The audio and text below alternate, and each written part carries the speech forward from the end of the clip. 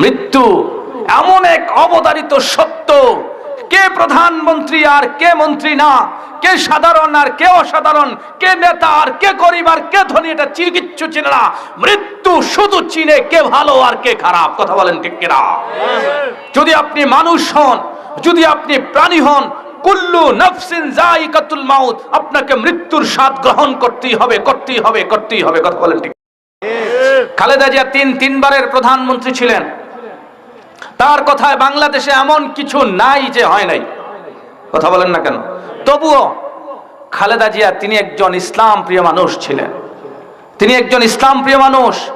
5ই মে হেফাজত কাণ্ড যেদিন শাপলা চত্বরে হয়, শত শত মানুষ যেদিন হত্যা করেছে, সেদিন আমি ওনাকে প্রথম নিজে সরাসরি দেখেছি।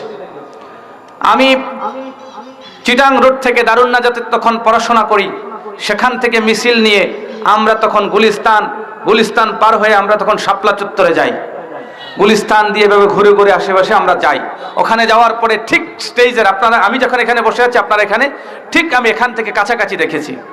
সেদিন উনি অতটাই ভদ্রতার পরিচয় দিয়েছিলেন, তিনি এতটাই নমনীয় ছিলেন, আমি নিজের চোখে দেখেছি, নিজের কানে শুনেছি যে উনি কত ভালো ছিল, কত চমৎকার ছিল উনি। আল্লাহ তাআলা। এবং শুধু তাই না, যাত্রাবাড়ি থানা আমার একজন মামা আছে, বিএনপির খুব বড় নেতা। উনি বলল যে আমরা ম্যাডামের কাছে অনুমতি চাইছি যে কোনোভাবে আমরা দেশে একটা পরিবর্তনের জন্য জীবন দিয়া লাগলে হাজারখানেক মানুষ মরে দেখলাম, তারপরে পরিবর্তন করাম।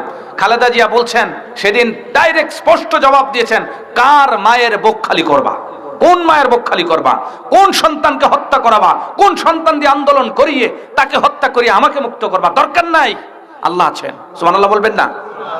আরো জোরে বলবেন না সুবহানাল্লাহ? এই মানুষটা আল্লাহর উপরে অবিচল ছিলেন, ইসলাম প্রিয় ছিলেন, কোরআন প্রিয় ছিলেন। আল্লাহ তাআলা ওনাকে আমিন। আরো জোরে বলেন না আমিন। প্রিয় ভাইরা, প্রধানমন্ত্রী তিনি তিনবার দেশের জন্য করেছেন, ইসলামের জন্য করেছেন, মানবতার জন্য করেছেন, মানুষের জন্য করেছেন। এই যে কাজগুলো করেছেন, আমরা আজকে সকলে মিলে তার জন্য দোয়া করি।